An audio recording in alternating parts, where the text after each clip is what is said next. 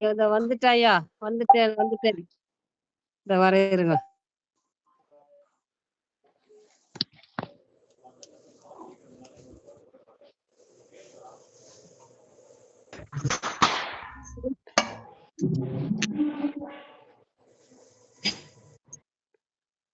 வணக்கம், அனைவருக்கும் வணக்கம். எப்பொருள் யார் யாரை கேட்பினும் அப்பொருள் மெய்ப்பொருள் காண்பது அறிவு. எப்பொருள் எத்தன்மையாயினும். எல்லாம் கேமரா ஆன் பண்ணுங்க எல்லாரும். கேமரா தொடுங்க எல்லாரும். எல்லாம் முகத்தை காட்டுங்க. தயாளன் வாங்க. வணக்கம்யா. வணக்கம் வணக்கம். கீதா அங்க முகத்தை காட்டுங்க. வாங்க வாங்க. வணக்கம் வணக்கம் வணக்கம் வணக்கம். எல்லாம் கேமரா ஆன் பண்ணி வைங்க. பார்த்து யாருக்கு சத்தம் வந்துட்டே இருக்கு?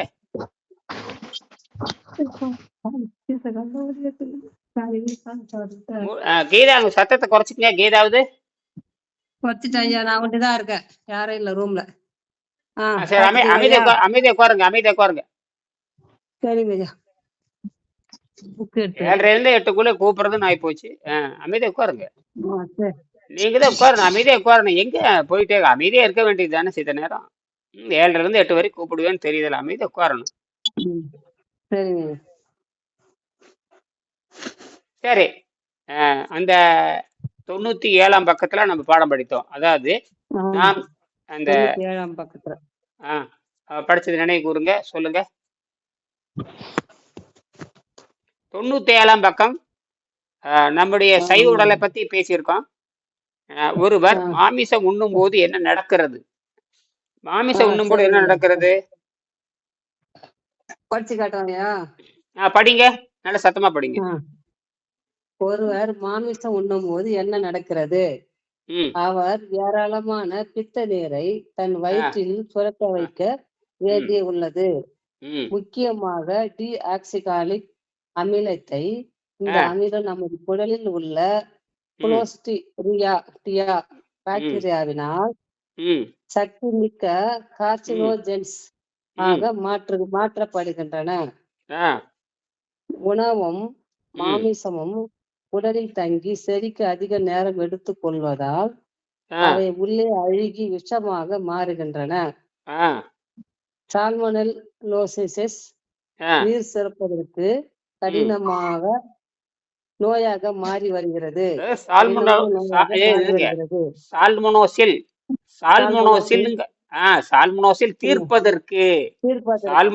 தீர்ப்பதற்கு கடினமான நோயாக மாறி வருகிறது. பிராணிகளுக்கு தொடர்ந்து மருந்துகளை கொடுப்பதால் அவைகளில் மருந்துகளை எதிர்க்கக்கூடிய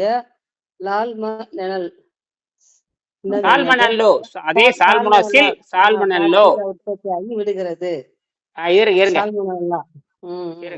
என்ன புரிஞ்சுக்கிறீங்க? அதாவது நம்ம அசைவ உணவு சாப்பிடும் போது இந்த அமிலத்தன்மை நம்ம குடலில் குளோஸ்டிரியா பாக்டீரியானால் சக்தி மிக்க கார்சினோஜென்ஸாக மாற்றப்படுகின்றன. கொடூரமானது. உணவும் மாமிசமும் குடலில் தங்கி செரிக்க அதிக நேரம் எடுத்துக் கொள்வதால் அவை உள்ளே அழுகி விஷமாக மாறுகின்றது. அப்போ சால்மோனோசில் சொல்லுங்க. சால்மோனோசில் தீர்ப்பதற்கு, அந்த சால்மோனோசில் அப்படிங்கிறது தீர்ப்பதற்கு மாறி வருகிறதா? அப்ப அந்த இடத்துல சால்மோனோசில் உற்பத்தி ஆகும். இருங்க, சால்மோனோசில்ங்கிற ஒரு நீர் உற்பத்தி ஆகுது. அந்த சால்மோனோசில் நீர் உற்பத்தி அது தீரோணும் இல்லையா? அந்த தீர்ப்பதற்கு என்ன உடம்பு என்ன பண்ணுது? சால்மோனோசில் உற்பத்தி ஆயிடுச்சா, அதை தீர்ப்பதற்கு கொடிய நோய்களை உற்பத்தி பண்ணிக்கிறது. கொடிய நோய் என்னன்னு வச்சுக்கலாம், சொல்லுங்க. கொடிய நோய் என்னன்னு வச்சுக்கலாம்.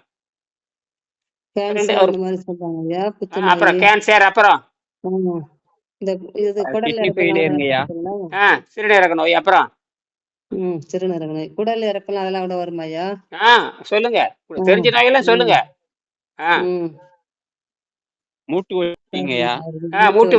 வலி, அப்புறம் அதை விட உடம்புல மறுபடியும் உப்பு அளவுக்கு அதிகமா ஏறிடுங்கய்யா. உப்பு அதிகமா ஏறனால கடுமையான மரநோய் வரும், மாரடைப்பு நோய் வரும். அப்புறம் ஆமாங்கய்யா. அதிகமான உப்பு ஆமா. ஏறும்போது தேவையில்லாத வெளியில உள்ள நோய்களும் உள்ள வருங்கய்யா. வருது. அதே போல ம். நுரையீரல் தொற்று நோய், நுரையீரல் தொற்று நோய் வரும். அப்புறம் தொற்றுநோய். கொடூரமான இந்த கணைய நுரையீரல் காய்ச்சல் ப்ராப்ளம், வரும். ஆ வைரல் காய்ச்சல், கணைய ப்ராப்ளம் இதெல்லாம் வருங்களா? ஆமா. அப்ப நுரையீரல் கணையம், இருந்து கல்லீரல். நுரையீரல் ம். நுரையீரல் இருந்து இதயத்துக்கு போறது, இதயத்திலிருந்து நுரையீரலுக்கு ம். போறது. அங்கெல்லாம் அந்த அந்த ரத்த குழாயில் அடைப்பு ஏற்படும். அப்புறம் ம். ம். மறதி நோய் ஏற்படும். ரத்தக்கொதிப்பு சொல்லுங்க. ஆமா. மறதி நோய் ஹார்ட் ஏற்படும். ப்ராப்ளம். தூக்கம் சரியா வராது. சரியா இதய நோய், ஹார்ட் இதய நோய் ப்ராப்ளம் வரும். அப்படின்னு சொல்றேன். ஆமா, அப்புறம் மறதி நோய் ஆஞ்சியோபிளாஸ்டி. வரும். ம். காமாலை வரும். ம். ம். அப்புறம் இப்படியே மஞ்சக்காமலை வரும் ஐயா. மஞ்சக்கா சரியா சொன்னீங்க. மஞ்சக்காமாலை வரும். மஞ்சக்காமலை, ஏன்னா ரத்தக்கொதிப்பு. நான் ராணுவத்தில் இருக்கிறப்போ எல்லாரும் நானும் இறைச்சி சாப்பிட்டுருக்கேன். இறைச்சி சாப்பிடுங்க அத்தனை பேர்த்துக்கும் காமாலை வரும். ம். இதை நான் அங்க ராணுவத்துல இருந்து நான் வந்துட்டேன். ராணுவத்துல இருந்து வந்ததுக்கு அப்புறம் 81ல 1 வருஷம் தான் இருந்தேன். அதுக்கப்புறம் வெளியே வந்துட்டேன். நான் 2000 அப்புறம் பாத்தீங்கன்னா 2009 அல்லது 10களில் இந்த நீர் மருத்துவத்தை தொடங்கி உலக மரம் பரப்பிட்டு இருக்கிறேன், வெங்கடேசனுடைய கருத்தை. அப்போ இந்த உணவில்லாமல் வாழும் கலை அப்படின்னு ஒன்று இருக்குதுன்னு தெரிஞ்சுட்டு டெல்லியிலிருந்து இராணுவத்துறை ஆராய்ச்சி மையத்திலிருந்து வந்திருந்தாங்க. அதற்கு டாக்டர் யோகநாதன் சொல்லிட்டு இங்க பெருந்துறை மருத்துவக் கல்லூரி, அரசு பெருந்துறை மருத்துவக் கல்லூரியுடைய எலும்பு சிகிச்சை மருத்துவர் டாக்டர் யோகநாதன், அவர் சிபாரிசு பண்ணி என்கிட்ட பேசினார் தொலைபேசியில். இது ரொம்ப அற்புதமான வேலை இது. அவரு புரிஞ்சுக்கிட்டாரு இது பரிணாம அறிவியல். அப்புறம் புரிஞ்சுக்கிட்டு அந்த இராணுவத்துறை ஆராய்ச்சியாளருக்கு பரிந்துரை பண்றாரு, இப்படி ஒரு பயிற்சி இருக்குது போய் பாருங்கன்னு. அவங்க அங்க டெல்லியில இருந்து வந்திருந்து இந்த இராணுவ அதிகாரிகள், இராணுவத்துறையை சேர்ந்த வாழ்க்கை, அதாவது டைரக்டர் ஆஃப் லைஃப் சயின்ஸ்மாங்க, அதாவது இயக்குனர், வாழ்க்கை எப்படி வாழ வேண்டும் என்பதற்கான இயக்குனர். அவர் பேர் டாக்டர் இளவழகன் பேரு, இராணுவத்துறை சேர்ந்தவர். அவர் நேரடியே வந்திருந்தார், வீட்டுக்கே வந்திருந்தார். பாதுகாப்பு, ராணுவ பாதுகாப்பு வந்திருந்தார். புரியுதுங்களா? அவர் ராணுவ அதிகாரியாக இருக்கிறார். சரி, அதெல்லாம் இருக்கட்டும், அதெல்லாம் இருக்கட்டும். ஆனா அந்த ராணுவத்துறை சேர்ந்தவருக்கு இந்த புத்தகத்தை அன்பளிப்பா கொடுத்தேன். இப்போ எங்களோட பேசுறாரு. இப்போ 2 வருஷம் முன்னாடி பேசினார், 2 வருஷமா 1 வருஷத்துக்கு முன்னாடி பேசினார். அப்போ அவர் கேட்ட கேள்வி, காமாலை தீர்ப்பதற்கு வழி என்ன? அதான். ஏன்னா எனக்கு தெரியும், நான் ராணுவத்துல அத்தனை பயலுக்கும் காமாலை வரும். ஏன்னா கடுமையான இறைச்சி, கடுமையான வெயில், கடுமையான வேலை, அப்ப இறப்ப பித்தமாயி கொடுமையா காய்ச்சல் காமாலை வந்துட்டான்னா அவ்வளவுதான், அவன் தனியா போட்டுருவாங்க, அவனை ஒண்ணுமே பண்ண முடியாது, அவன் செத்த சாக வேண்டியதான். தப்பிச்சு வர ரொம்ப ரொம்ப கஷ்டம். இவ்வளவு கொடூரமா இருக்கு. அந்த காரணம் இறைச்சியும் கடுமையான வெயில். ஆனா நேரங்கட்ட நேரத்துல இறைச்சி எப்ப சாப்பிட்றதுன்னு தெரியாது, எப்ப ஜீரணமாகுன்னு தெரியாது, கொடூரம். காலையிலேயே இறைச்சியா இருக்கலாம், காலையிலேயே பூரியா இருக்கலாம். அந்த பூரி பார்த்தீங்கன்னா விரவு கட்ட மாதிரி இருக்கும். காலையில செரிக்கவே கொழுப்பு அத்தனை டால்டா அப்படிலாம். அப்ப என்ன டால்டா, அப்புறம் அந்த மாவு, அப்புறம் அந்த எண்ணெய், கொடுமையா இருக்கு எல்லாமே. இங்க உப்பு காரம் தான் இருக்கும், அப்புறம் கொழுப்பு தான், எல்லாம் கொழுப்பு தான். இதெல்லாம் என்ன செரிக்க முடியாம அப்படியே அரைங்குறையமா போய் அப்படி காமாலா மாறிடும். சரியா? சரி. அப்படின்னா சால்மோனெல் தீர்ப்பதற்கு கடினமான நோயாக மாறி வருகிறது. பிராணிகளுக்கு தொடர்ந்து மருந்துகளை கொடுப்பதால் அவைகளின் மருந்துகளை எதிர்க்கக்கூடிய சால்மோனெல்லா பாக்டீரியா உற்பத்தி ஆகி விடுகிறது.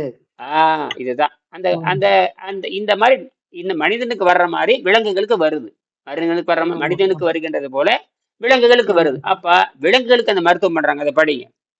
சில மாதங்களுக்கு முன்பு, சில வருடங்களுக்கு முன்பு வரை, சில வருடங்களுக்கு முன்பு வரை, சில வருடங்கள் பல ஆண்டுகளுக்கு முன்பு வரை படிங்க. பரமேஸ்வரி படிங்க, பரமேஸ்வரி படிங்க. சில வருடங்களுக்கு முன்பு வரை தெரிய மாட்டேங்குது ஐயா. நைட்ல இருட்டில் உட்காந்துறீங்களா? நான் படிக்கிட்டேன் ஐயா. எழுத்துக்கள் தெரிய மாட்டேங்குது. கண்ணுல உப்பு எரிக்குது இல்ல, அப்புறம் உணவு சாப்பிடறோம்ல, அந்த உப்பு கண்ணுல எரிக்கும். சரி ஐயா, நான் படிக்கிறேன் ஐயா. இல்லைண்ணா படிங்க. படிக்கிறேன். சில வருடங்களுக்கு முன் வரை ஸ்டெபிலோனோகோசி பாக்டீரியா உணவில் விஷத்தையும் நிமோனியா, தோல் வியாதிகளையும் உண்டாக்குபவை. சுமார் 10% மட்டுமே பெனிசிலினுக்கு எதிர்ப்பு சக்தியை பெற்றிருந்தன. ஆ இப்பொழுது அவற்றில் ம் 90% பெனிசிலினை எதிர்க்கும் சக்தியை பெற்று விட்டன. ம் ஒவ்வொரு வருடமும் நிறைய மனிதர்கள் உணவின் விஷத்தால் இறக்கிறார்கள். ம் அடுத்தது நாம் எல்லோருக்கும் இரு நம்முடைய இருங்க பூமி இருங்க இருங்க ம், மடி என்ன புரியுதுன்னு கேப்ப யாருக்கு என்ன சும்மா படிச்சுட்டு இல்ல, புரியுதான்னு சொல்லுங்க. ஸ்டெப்லோனோகோசி பாக்டீரியா உணவில் விஷமா மாறுகிறது ஐயா. ம் நிமோனியா தோல் வியாதிகளாக மாறுதான். ம் சுமார் 10% ம் மட்டுமே ம் பெனிசிலினுக்கு எதிர்ப்பு சக்தியை பெற்றிருந்தன. ஆ 10% மட்டும் அதுக்கு வருது எதிர்ப்பு சக்தி. ஆ இப்போது அவற்றில் 90% பெனிசிலினை எதிர்க்கும் சக்தியை பெற்று விட்டன. ஆ எது ஏ வியாதிய சொல்றீங்களா? வியாதியா உடம்பா? அது 90%. அது என்ன அர்த்தம் கேட்டீங்கன்னா இதுக்கு முன்னாண்ட ம், இதுக்கு முன்னாண்ட ஊசி போட்டா 90 பேர் தப்பிச்சுக்கிட்டு ம். இருந்தாங்க, 10 பேர் செத்து போயிட்டாங்க. ஆமா, இப்ப ஆமா. எப்படின்னா 90 பேர் ம். செத்து போயிடுறாங்க, 10 பேர் தப்பிச்சுக்கிறாங்கன்னு அர்த்தம். அப்படின்னு அர்த்தம் அந்த அந்த மருந்துக்கு ஆற்றல் போயிடுச்சுன்னு அர்த்தம். அப்போ உடம்பு எதிர்ப்பு தன்மை பெற்றோம். உடம்பு அந்த மருந்துக்கு வேலை செய்யாது.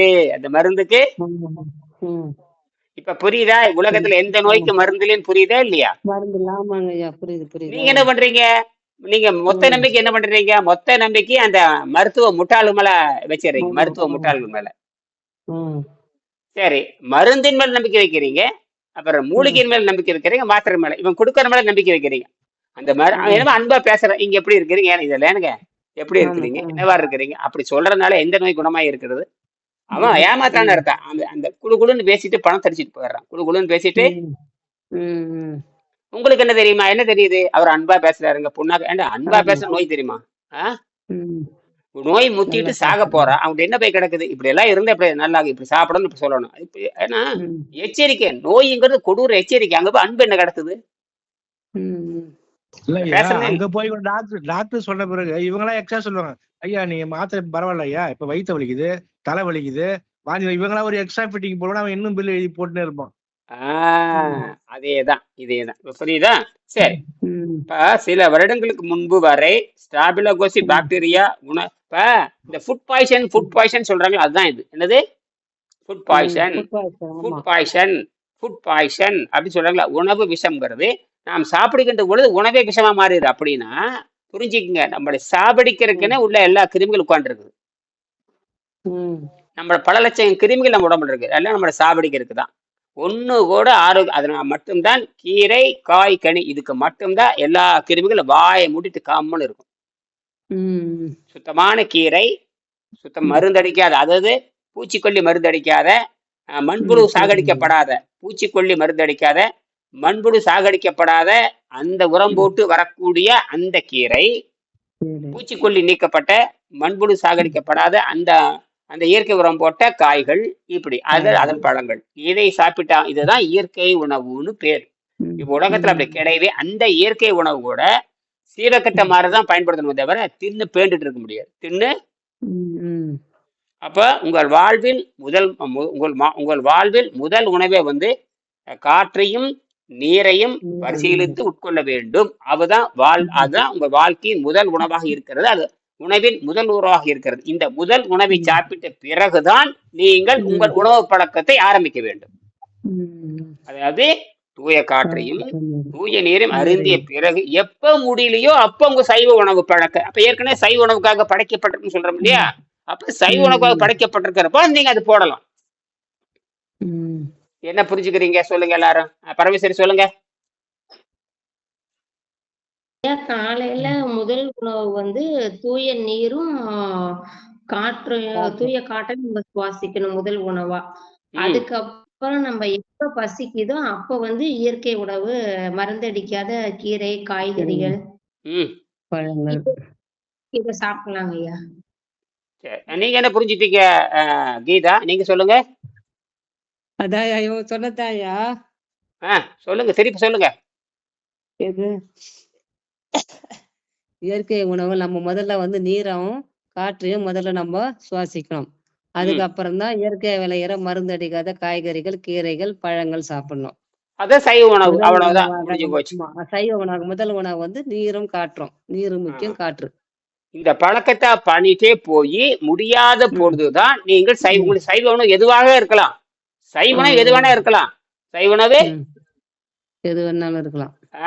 நாங்க சொல்றது, வெங்கடேசன் சொல்றது எளிதில் சீரணித்து எளிதில் வெளியேற மாதிரி இந்த கீரையும் அதை ஒரு சப்பாத்தியும் வேக வைத்த நிறைய கீரையும் கொஞ்சம் சோறும், அது சோறும் வேக வைத்த கீரையும் இப்படித்தான். ஒன்னும் சோறு அல்லது எல்லாம் ஒண்ணுதான்.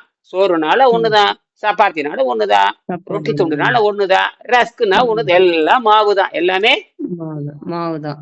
கொஞ்சம் ருசியா இருக்கிறக்கும் இந்த பழக்கத்துக்காக அது 50 விழுக்காடு, இது ஒரு 50 விழுக்காடு வச்சிருக்கிறோம். அப்போ உங்கள் முதல் உணவே நீரும் காற்று தான். அது உதாரணத்துக்கு நீர் பயிற்சி காற்று பயிற்சி பண்ணிட்டு சாயங்காலம் வருதா, அப்ப அந்த ஒரு வேலை சாப்பிட்டு அந்த விஷத்தை வெளியேற்றிட்டே துறப்புக்கட்டை வெளியேற்றிட்டே வந்துடணும். பகல் பூரா நீர் பயிற்சி பண்ணிட்டே வரீங்க, ரத்தமும் பெருங்குடலும் சுத்தமாகி அழுக்குகள் மலத்தின் மூலமாகவும் சிறுநீர் மூலம் வெளியேறிவிடும். அப்புறம் தொகுக்கப்பட்ட மிச்சம் இருக்கிற விஷம் தொண்டைக்கு கீழே படிஞ்சிருக்கும். அதை நார்ச்சத்தை வச்சு அமைக்கி வெளியே தள்ளணும். இப்படியே செஞ்சுட்டு ஐயா நேத்து 11 மணிக்கு நான் சாப்பிட்டேன் 12 மணி போல. அதுக்கப்புறம் தண்ணி மட்டும் குடிக்க சொன்னீங்களா? அப்ப மணி நான் 7 வரைக்குமே தண்ணி மட்டும் தான் குடிச்சுக்கிட்டு இருந்தேன். அப்ப நீங்க 4 மணி போல மெசேஜ் பண்ணிருப்பீங்க போல, 3 உருண்டை சாப்பிட்டு லெமன் டீ குடிக்க சொல்லி. நான் பாக்கல, இப்ப 6:30க்கு தான் பார்த்தேன். ஏன் பாக்கல? அதான் நான் சரியா பாக்கல. அப்புறம் இப்ப 7 மணிக்கு 3 ஏன் பாக்கல? உங்களுக்கு என்ன வேலை, என்ன பண்ணிட்டு இருந்தீங்க? சரி பரவாயில்ல, 7 மணிக்கு சாப்பிட்டீங்க, ரைட், பரவாயில்ல. அது ஒண்ணும் ஆகல, உயிர் போகல. இல்ல இல்ல நல்லா அது எப்பவும் போலதான் இருந்தது. 3 உருண்டை சாப்பிட்டு லெமன் டீ குடிச்சோன்னா வயிறு லேசா வலி வந்தது. வலி வந்தோடனே லூஸ் மோஷன் போயிடுச்சுங்க. லூஸ் மோஷன் போனோடனே வலி நின்றுச்சு. சரி, எத்தனை மணிக்கு சாப்பிட்டீங்க? 6 மணி 6:30கா? இப்ப 6:30 மணிக்கு தான் சாப்பிட்டு ரொம்ப நல்லது. அப்ப அதை அப்படியே அடிச்சுங்க. 6 மணிக்கு சாப்பிட்டு ஒண்ணுமே நீங்க ஏன் பாக்கலங்கிற ரொம்ப சந்தோஷம் தான். இயற்கை உங்களுக்கு நல்ல வாய்ப்பு கொடுத்துருக்குது. சாப்பிட்டீங்க, வலி வந்தது, அடிச்சுட்டு போயிடுச்சு, நல்லா இருந்ததா? அதோட முடிச்சுக்கலாம். 3 உருண்டை அப்புறம் அதவே நீர் பயிற்சி போட்டுருங்க. அப்படின்னு அவ்வளவுதான். வெளிக்கு போயிடுச்சு, அடிச்சுட்டு போயிடுச்சா? வலி குறைஞ்சிருக்கா? அப்போ லூஸ் மோஷன் போனோடனே வலி நின்றுச்சு ஐயா. அப்ப இடுப்பு வலி குறைஞ்ச, முதுகு வலி கீழே அந்த L5 L6 L4 L5 எப்படி இருக்கு?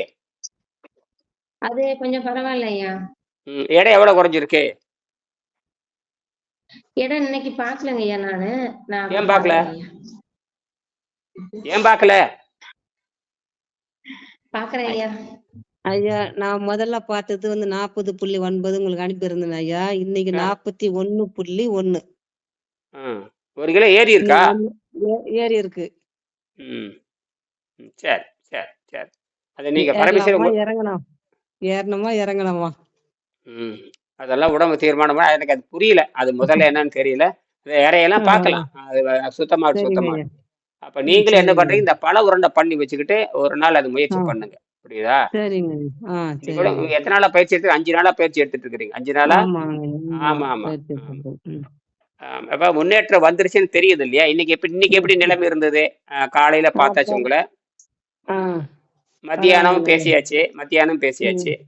அப்புறம் இது மத்தியானத்துல இன்ன வரைக்கும் என்ன ஆச்சு உங்களுக்கு? எப்படி கை கால் எப்படி இருக்கு? வலி எல்லாம் குறைஞ்சிருக்கா, கூடி இருக்கா?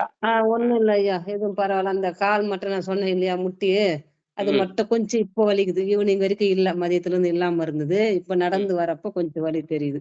அந்த கால்ல ஏதாவது இறங்கி விட்டுட்டா எப்படி இருக்குமோ, அதுக்கப்புறம் யூரின் போன பிறகு குறையுது. கால ஏதோ எடுத்துட்டு வந்து தள்ளுற மாதிரி இருக்கு. அதுக்கப்புறம் குறையுது முட்டிக்கு கீழே. உங்களுக்கே தெரியுது இல்லையா? எல்லாம் விடுதலை அடையுதுன்னு தெரியுதே இல்லையா?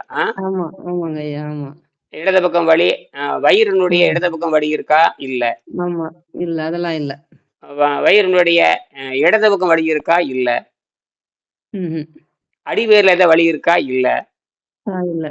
தலையில ஏதாவது வலி இருக்கா? இல்ல. இல்ல.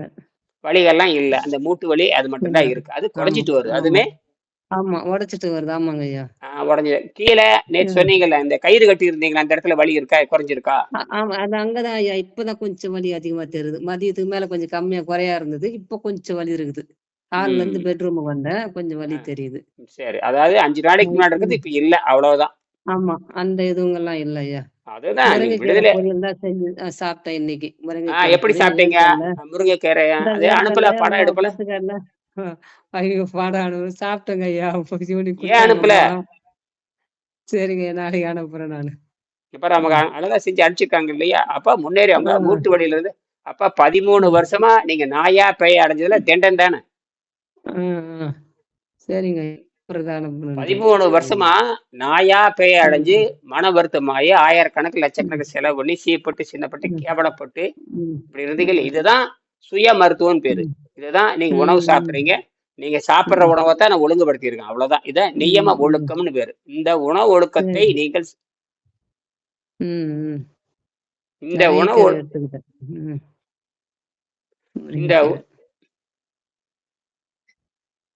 இந்த உணவு ஒழுக்கத்தை பின்பற்றுகின்ற பொழுதுதான் நீங்கள் மெல்ல மெல்ல முன்னேறீங்க. சரியா? நான் முடிக்க போறேன். வகுப்பை முடிக்க போறேன். சரிங்க. நாம் எல்லோருக்கும் நம்முடைய பூமி திருத்தப்பட வேண்டும் என்று தெரியும். பலர் என்னிடம் இதை பற்றி விசாரிக்கிறார்கள்.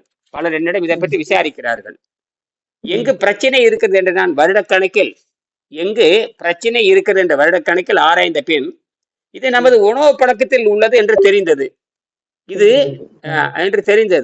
இது நமது ஆரோக்கியத்தை பாதித்து உலகம் முழுவதும் வியாபித்து சில நில உபயோகம், நீர் உபயோகம், கழிவுப் பொருளுக்கான தீர்வு என்பதையும் தாண்டி மனித வாழ்க்கையை பாதிப்பு, காடுகளின் அழிவு என்று உலகளவில் வளர்ந்து வருகிறது. எனக்கு மேலே உள்ள பகுதியை படித்தவுடன் கொள்ளான் புலாலை உண்ணான், பாருங்க, கொள்ளான் புலாலை மறுத்தானை கைகூப்பி எல்லா உயிர்களும் தொடும் ஞாபகத்து வருகிறது. பாலும் அசை உணவுதான். ஒருவர் சைவமாக நினைத்து பின்புதான் நீருணவு பயிற்சி எடுத்துக்கொள்ள முடியும் என்பதை நான் இங்கு நினைவூட்ட விரும்புகிறேன். நான் அசைவ குடும்பத்தில் பிறந்தவன். ஆகவே என்னை போலவே எல்லோரும் நீர் உணவுக்கு வர முடியும், வாழ முடியும். சரியா? நாளை காலை இதை பத்தி பேசுவோம். சரிங்களா? நன்றி, வணக்கம். சாப்பாடுங்க நாளைக்கு வழக்கம் போலவே அதெல்லாம் ஒண்ணும் இல்ல, இதவே சாப்பிடுங்க. இந்த உருண்டை நீர் பயிற்சி தான் சாயங்காலத்துல உருண்டை மண்டல இடையில ஒண்ணும் இல்லை உங்களுக்கு. நீங்களும் அப்படியே செய்யுங்க. நீர் பயிற்சி சாயங்காலம் மட்டும் ஒரு சப்பாத்தியோ ரஸ்கோ வச்சு ஏதாவது ஒரு நோன்பு கஞ்சி மாதிரி ஒரு தக்காளி கஞ்சி வச்சு சாப்பிடுங்க. கஞ்சி மாதிரி ஏதாவது வச்சுக்கலாங்களா? தக்காளி கஞ்சி நல்லா தக்காளி வெங்காயம் போட்டு தக்காளி போட்டுங்க, வெங்காயம் போட்டு நல்லா கடைஞ்சி விட்டு நெய் போட்டு தாளிச்சு விட்டு கொஞ்சம் அரிசி போட்டுங்க. அரிசி போட்டு அப்புறம் இந்த மீல் மேக்கர் இருந்தா உள்ள போடுங்க. மீல் மேக்கர் சரிங்க ஐயா போட்டு ஒரு ஊறுகாய் வச்சு 2 அப்பளம் வச்சு வயிறு நிறைய சாப்பிடுங்க. புரியுதா? சரிங்க ஐயா. கீரை பொரியல், சிறுகீரை அந்த மாதிரி பொரியல் பண்ணிக்கலாம் ஐயா. பண்ணி அதையும் வச்சுக்க, இதையும் அந்த கீரையும் கொஞ்சம் வச்சுக்க. இந்த நோன்பு கஞ்சி வச்சுக்க, தக்காளி நோன்பு கஞ்சி. பூண்டு நிறைய போட்டுங்க. பூண்டு, வெங்காயம், தக்காளி போட்டு நல்லா கும்பு கும்புன்னு மணக்கணும். நல்ல ஊற்றி தாளிக்கிறப்ப நல்லா கும்புணும். பட்டை, கிராம்பு, ஏலக்காய் எல்லாம் போட்டுக்கணும். பட்டை, கிராம்பு, ஏலக்காய், கொத்தமல்லி, கருவேப்பிலை எல்லாம் போட்டு பண்ணுங்க. புரியுதா? அப்படி செய்யறப்ப என்னென்ன செய்யறீங்க படம் எடுங்க. நீங்க தான் செய்யணும். உங்க உணவை நீங்க தயாரிச்சுக்கலாம். சரிங்க. அப்படி செஞ்சுக்குங்க, பண்ணிக்குங்க, சாப்பிடுங்க. சரியா? பரவாயில்ல. அனைவருக்கும் வணக்கம். மீண்டும் நாளைக்கு சந்திப்போம். அனைவரும் எப்படி இருக்குது? உங்க இடையெல்லாம் குறைஞ்சிட்டு வருதா? நல்லா சுறுசுறுப்பா இருக்கிறேன். அந்த குறைஞ்சிட்டு வர எல்லாம் என்ன பண்ணீங்கன்னா எழுதணும். அதாவது அந்த 180 நாள் ஒரு வருஷம் ஏட்டில் எழுதிட்டுனா என்ன நடக்குதுன்னு ஒரு வரி எல்லாம் எழுதிடணும். நாளைக்கு கேட்கறேன். நாளைக்கு எல்லாரும் படம் எடுத்து அனுப்பணும். இந்த மாதிரி எத்தனை நாள் பயிற்சி பண்ணிருக்கீங்க, இத்தனை நாள் நடந்திருக்குது, இத்தனை பக்கம் முடிச்சிருக்கிறேன் எல்லாம் நவாலு தேதி போட்டு எழுதிட்டே வரணும். ஒவ்வொரு நாளும் தேதி 365 நாளும் தேதி இருக்கணும். எழுதிடணும். தினம் எழுதிடணும். இப்படி இருக்கு இப்படி எழுதிடணும். எழுதி நாளைக்கெல்லாம் படம் எடுத்து அனுப்பி மறந்தவங்க எழுதி அனுப்புங்க. புரியுதா? தயாளன் என்ன பண்றீங்க? 48 மணி நேரம் கழிச்சு எடை வந்துங்கய்யா அந்த கடைசி அந்த 57 58ல நிக்கிறீங்க. அதுக்கு கீழே குறையவே இல்லைங்க. அப்ப நீங்க நீர் பயிற்சி பண்ணுங்க. நீர் பயிற்சி பண்ணி பாருங்க. சரியா? சரிங்க. இதை பண்ணிக்கிட்டேன். நான் இந்த பயிற்சி பண்ணிக்கிட்டே தான் இருக்கேன். அப்ப எடை குறையல அப்படின்னா அவ்வளவுதான். எடை குறையலனாவே நீங்க அப்புறம் சோனம் வாங்சு மாதிரிதான். நாமெல்லாம் சோனம் வாங்சு மாதிரிதான். யாரும் சாக மாட்டாங்க. ஆமாங்கய்யா. அப்ப உயிர் போகாது. அந்த கழிவுகள் எடுக்கலன்னு உயிர் போகும். இப்ப சோனம் வாங்சு இன்னைக்கு 23 நாள் ஆச்சு உயிர் போகல. மருத்துவர்கள் ஆராய்ச்சி பண்ணிட்டு உள்ள இருக்கிற உறுப்புகள் சீராக இயங்கி கொண்டிருக்கின்றன. ஆனா அந்த மலத்துல அந்த 10 கிலோ மலம் தங்கி இருக்கு. அது அவங்களுக்கு தெரியாது. அதை எடுத்துட்டு அவர் மறுபடியும் ஒரு மாசம் உண்ணா நோன்பு போடலாம். ஒவ்வொரு தடையும் விஷத்தை எடுத்ததுக்கு அப்புறம் நீங்க 10 நாள் ஒண்ணும் ஆகாது. எல்லாரும் 3 நாள் 2 நாள் போடலாம். ஒண்ணுமே ஆகாது. அப்படி ஆகிறத உங்களுக்கு உணவு சொல்லி கொடுத்தல டப்புன்னு சாப்பிட்டுக்குங்க. ஏதோ ஒரு சைவ உணவு சாப்பிட்டா முடிஞ்சு போச்சு. என்னது? அம்மா இப்ப 72 மணி நேரம் இருக்கேங்கய்யா. நாள் ஆகுது ஐயா எனக்கு. 3 நாள் ஆச்சு. அப்ப முடிச்சு இன்னைக்கு ஒரு நாளைக்கு ஏதாவது ஒரு நோம்பு கஞ்சி வச்சு சாப்பிட்டு முடிச்சுக்குங்க. இப்ப நாளைக்கு ஒரு 3 நாள் போடுங்க. இல்ல இன்னைக்கு கொஞ்சம் தெளிவாகுது ஐயா. இன்னைக்கு விட்டுல நாளைக்கு சாப்பிட்டுலாம் ஐயா. தெளிவா தான் இருக்கிறேன். சரி சரி சரி சரி சரி சரி எல்லாம் முயற்சி பண்ணுங்க. பரமேஸ்வரி நீங்களும் முயற்சி பண்ணுங்க. சரிங்க. சரிங்க ஐயா. உங்க அப்படி ஏதாவது சொல்றதா சொல்லுங்க. இந்த மாதிரி நீர் பயிற்சி பண்றீங்க தனிப்பட்ட முறையில் வாட்ஸ்அப்ல பேசுங்க, கூப்பிட்டு பேசுங்க. இந்த மாதிரி 2 நாள் இருக்கலாம்னு இருக்கிறேன், நம்ம 3 நாள் இருக்கலாம்னு சொல்லி சொல்லுங்க. ஒன்றும் ஆகாது. சரியா? சரிங்க. எல்லா வகையிலும் சொல்லி கொடுத்துருக்கிறேன். எப்ப வேணாலும் பயிற்சி முடிச்சுக்கலாம். என்னை கேட்காம பயிற்சி முடிச்சுக்கலாம். அப்புறம் மீண்டும் தொடங்கலாம். ஒன்றும் பயப்பட தேவையில்லை. ஒன்றும் பயப்பட தேவையில்லை. சரியா? நன்றி நன்றி. நாளைக்கு காலையில 7 இருந்து 7:30க்குள்ள பேசுவோம். நன்றி. சரிங்க.